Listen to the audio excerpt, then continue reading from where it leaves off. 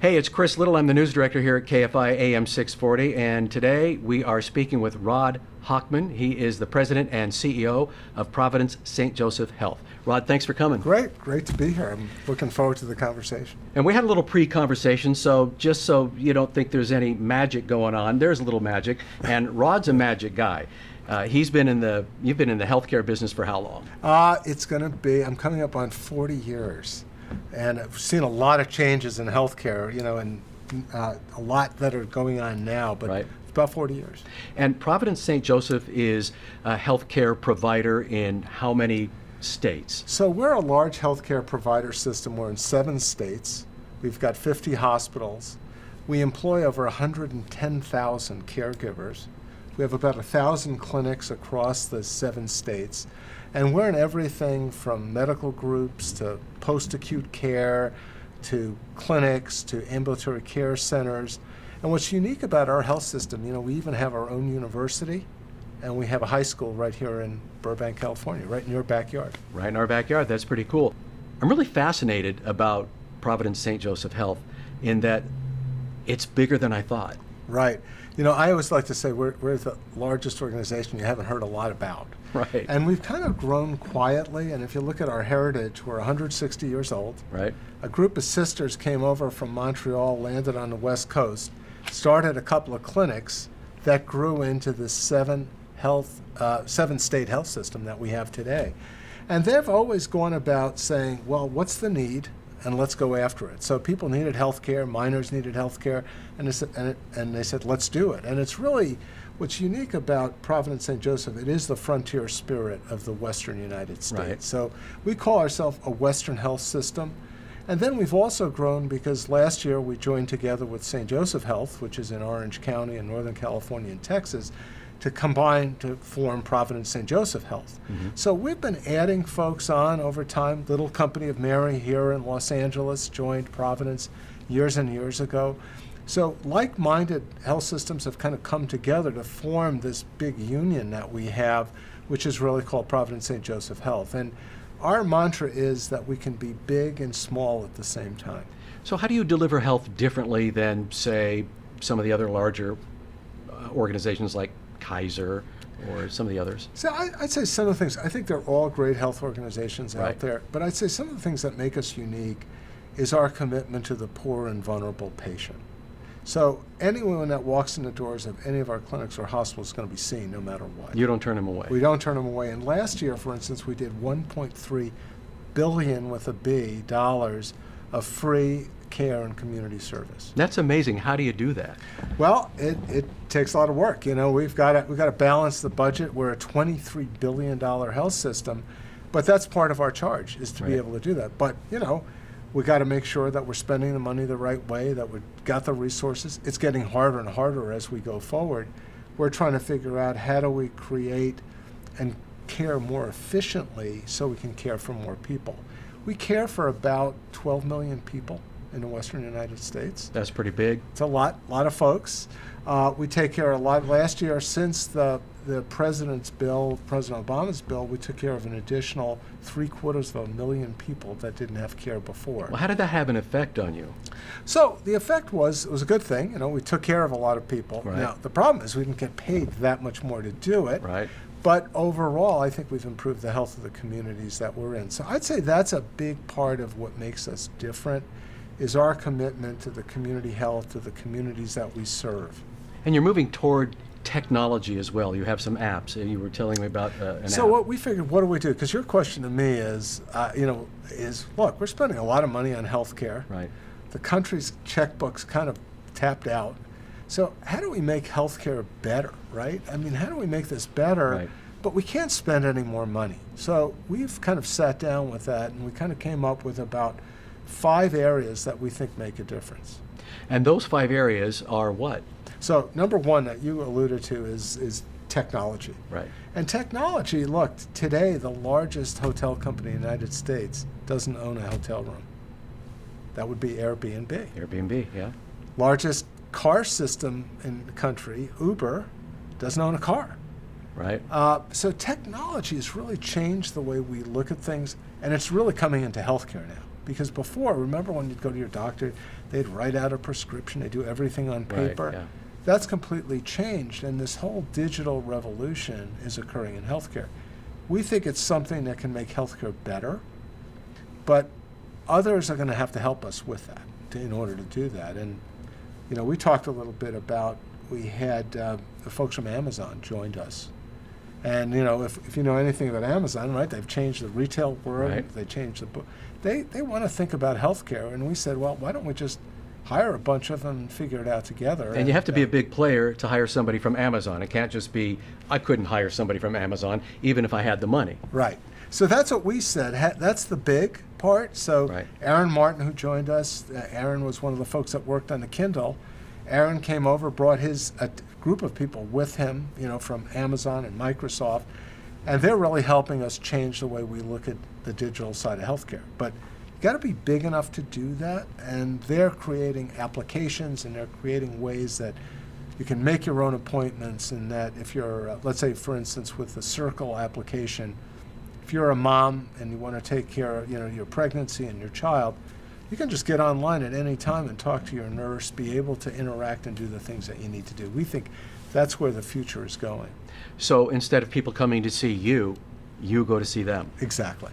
And I wouldn't say, like I would say to the public, right, don't you want care where you want it, when you want it, how Right. you want it? And that's exactly it, Chris. That's what we have to do. And this is Rod Hochman. He is the president and CEO of Providence St. Joseph Health, and we're talking to him today about what they do. And as he likes to say, you're the biggest company that... Well, I like to say we're sometimes the largest health system that you haven't heard a lot about. Health system you haven't heard a lot about. I've heard a lot about them because they've been around here in Southern California for quite a while.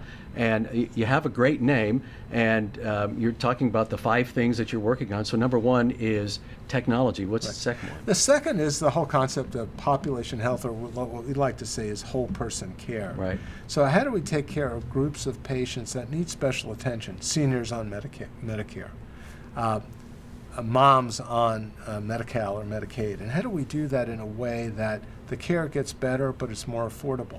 So we've got our head of population health working on that. She grew up on Medicaid in Brooklyn. So she knows what she's talking about. Became a doctor, a Mayo Clinic doctor, worked for United Healthcare, and we're lucky enough that she's leading this effort for us. And we think this is going to be critically important as we move forward in both partnership with insurance companies, but also what we do on our own to make care better for large populations. And what's your third point? So a third point is a big one. We think there needs to be a revolution in how we care for mental health. Yeah. Chris, does that make sense? Yeah, it makes a lot of sense to me. We were talking off camera earlier. As a reporter here at KFI, I've been out on the streets for many years. Of course, now I'm in the studio as a news director, but I've seen a lot of people that have needed mental health care. And we have a huge homeless population here in Los Angeles, and most of them, I would say, this is anecdotally, but most of them probably need some mental health. Right. But they don't have a place to go. And what we found with mental health is you talk to every family, you talk to every senator, you talk to every representative, you talk to everyone can tell you a personal story of a friend or relative with a mental health issue. My brother. Right. And it doesn't take long. And you say, and all of us say, has the care been what it should be? And the answer to that question most of the time is that it isn't. So how are you going to change it? So what we got to do is, first of all, we got to bring people together. And as a health system, you can't do everything. You got to really bring the community into this because it's a community issue. We've identified 5 areas that we think really need attention. One of them is just around what I would say are depressive disorders, that if you look at companies, the top 2 or 3 medications that they spend money on are anti-anxiety drugs and antidepressants. I like to say, we've got 23 veterans every day that commit suicide. Every day. I mean, That's awful. It's a national crisis. Yeah. And what we say, if mental health was Ebola or a virus, we'd declare a national emergency. And that's really what we need to do in mental health. We have children with mental health disorders that are in emergency rooms that have nowhere to go, adolescents and children. We really have to be able to get upstream and get after that. So what we've said when we came together with St. Joseph, Right. we said, let's put our money where our mouth is and let's get after this. Well, how'd this mental health thing get away from us? It seems like we're staying healthy physically, but not mentally. It just seems like it got away. Well, what happened isn't mental health, remember there was a time when we didn't talk about when we had cancer? Like breast cancer patients got breast cancer, but they'd never talk about it. Yeah. So we got through that. Then remember HIV/AIDS, right? There was a time where if you had HIV, you didn't bring it up. But now we kind of brought it out and we said, look, we got to deal with this and treat this. I think mental health is in that same position. People don't readily talk about mental health issues. They're concerned about it. They're concerned about how their employer is going to think about it. So I think that's the last frontier of, I'm not going to tell anyone that in my family I've got this issue. So we got to bring it out in the open much more. So that's how it got away from us. It got away from us. Then I think also the other thing where it got away from us a little bit was back in the 90s when we had the HMO Revolution. Right. They said, oh, we're going to separate medical care from mental health care. Right. And the overlap, everyone knows the overlap. You can't pull those two apart. And I think that also did a lot to hurt how we care for folks with mental and behavioral health issues. So that is a big focus for Providence St. Joseph Health. Big focus. And so what we want to do is we've created the Wellbeing Trust. We've put $100 million, actually now it's $130 million into it. 30 million of which is going to be just spent in California alone. But what we want are other partners to join us. And we've got a program, we've got a nonprofit set up, and the basis of it is to join with communities. It's not to come in and say, okay, we've got all the answers, but it's to get with each community, whether it's Burbank, California, or Portland, Oregon, and how do we partner with the community to get at some of these issues, and also partner with other health systems. This is by no means something that we think we should be doing alone, and we want to get some other health systems to kind of. So you're leading the charge. We want to, yeah. That's what we'd like to say. We'd like to see that. Well, it seems like you're very innovative, and you are leading the charge. What's the fourth point? So, fourth point that we look at is on the other end of the spectrum. It's the genomics explosion. Right. So now we're going to be able to sequence our genome literally for a few $100s. Every base pair that goes into making Chris who he is and Rod who he is and what goes into that. And how do we unlock the mysteries of what's in that sequence with what potentially I could avoid and help with my own health? Or if I got sick, what are some of the things like in breast cancer patients? Today we overtreat patients because we don't know what works and what doesn't work. Is there some way to have the key that says, guess what, this medicine's not going to work for you, but this one will? How exciting is that? So we are in that space. Dr. Lee Hood is our Chief Scientific Officer. Lee is a PhD from Caltech and MD from Johns Hopkins, who is one of the folks that worked on originally on gene sequencing, and Lee's leading that charge for us. Mm-hmm. And your fifth point? Fifth point is really about what we think about as how do we want to proceed with the end of our lives? Not necessarily a topic we want to talk about all the time, but I think, Chris, you told me before when we were talking, it's an inevitability for all of us, right? It's coming for all of us. We don't have a choice, but we do have a choice of how well we can feel leading up to that end. That's exactly it. And how do we want the choices to be our own and our families about what should we get and what shouldn't we get? And then if I'm in that journey, how do we make it comfortable as we go through that? How do we ease the suffering and make someone, we both talked about, we could bring up our own families. I think, you talked about your mom, I talked about my dad, and I think every one of us in the audience could point to a relative and say, boy, it could have been a little bit better than it was. Yeah, I had a mother-in-law who got dementia, and she wound up eventually dying, but it was very complicated to maneuver through that whole system. It was excruciating, and I would hope that my kids wouldn't have to do that. Right. And you spoke earlier about, or off camera, about advanced directives. Right. So we talked about, shouldn't all of us have that discussion at a time as to what do we want to do, how do we want to do it when we're not under the duress of being sick, but when we're well, as a family, so that folks know about it. And we went through a process at Providence St. Joseph of asking people to get educated about advanced directives and filling out advanced directives. We got over 80 to 90%, I think, of our folks wanted this.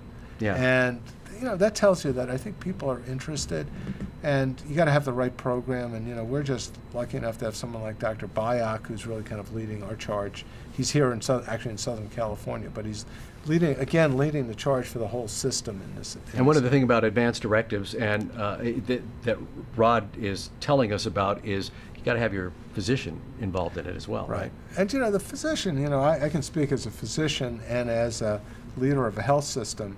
We were talking a little bit about ask your physician whether they have an advanced directive or whatnot, and they know they should. Right.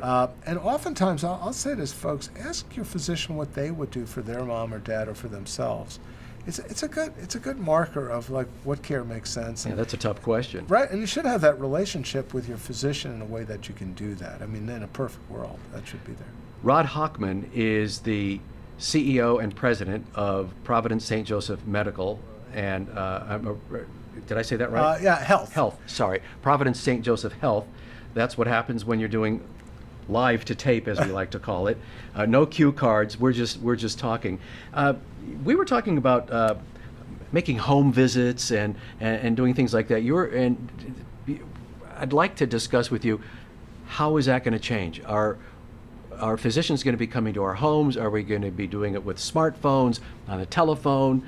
Will there be fewer people in the hospitals or in the doctor's office? How's this going to work? All of the above, right? Okay. So we're doing a lot with telehealth now. So, and it's amazing, we're actually, particularly with young people, doing things like telepsychiatry. And guess what? That's interesting. And you'd say, wow, how do you do that? They actually really like the privacy, because they don't want to have to go to some office and someone's saying, well, gosh, I've got a problem here. But there's a certain privacy, and you've been in media all your life. There's certain Right. privacy that you get with that screen and that person, and we found people really like that. So a lot using the availability of the computer and the screen, a lot doing things. We've done home visits, like Uber visits to homes. Right.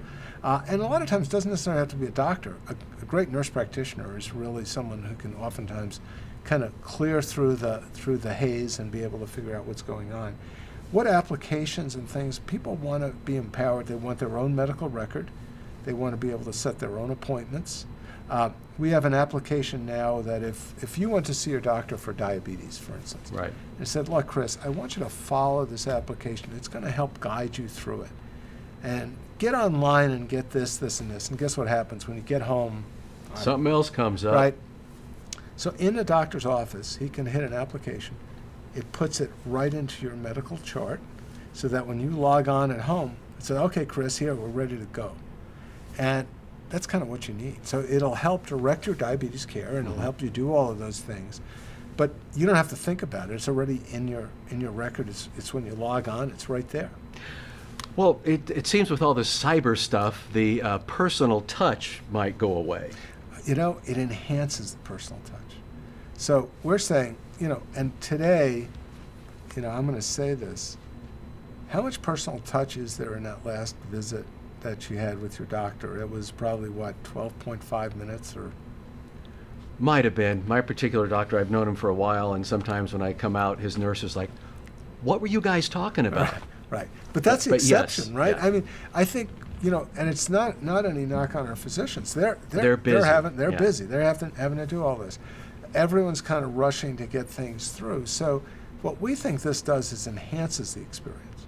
So hopefully, if more of this stuff could get done electronically, it's when you go to sit with your doctor, you can actually talk to each other instead of trying to gather up information and kind of quickly decide what to do. So we believe that it enhances the relationship that folks have with their caregivers, and that the relationship has to be throughout the whole year. It shouldn't be just when you got a problem and Right, you parachute into the doctor's office and then you're out. But how about Well, sometimes that's all people really want. They just like, hey, cure me, doc, let me out of here. right? But you know what else I think people want? How about stuff that helps them keep healthy? Yeah. If someone say, hey, Rod, have you thought about this today? And a lot of us are using Fitbits and other things to kind of figure out where we are. But I think a lot of us also want to figure out not only what we do when we get sick, but how do we stay healthy? Because Right. that's really the secret. Right? And you're working on that as well. Right. So, some of the work we talked about, Dr. Hood, who's looking at genomics, He's trying to figure out what's the secret in the genome that keeps people well, Right. which is an interesting concept. Wouldn't we all like to know about that? And is there anything that we could do to avoid problems as we go forward? And you're talking about staying well, not living forever. Right, right. You know, I think you're not looking for the fountain of youth. No, I think the wish for all of us is to live as happy and productive as long as the clock is there. But you can't extend the clock forever. What is the one thing that you're working on that you want everyone to know about Providence St. Joseph Health?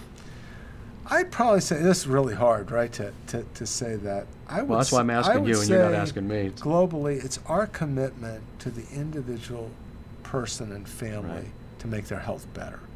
And that as a large organization, we still believe that it comes down to one person at a time, one nurse, one doctor, interacting with a patient. But then to have all these things that Dr. Hood has and Dr. Bayak has and everyone else has to bring to bear on that. And, if I'm a doctor today, I started 40 years ago, I'd love to have all of this stuff electronically and have all this information that I could be ready to care for you. But also as a patient, I also want to figure out my own health a little bit too, and Yeah. I want those tools. How is healthcare becoming more, I don't know, how's it changing, maybe becoming more efficient? Is it getting more expensive, less expensive, easier to access, harder to access?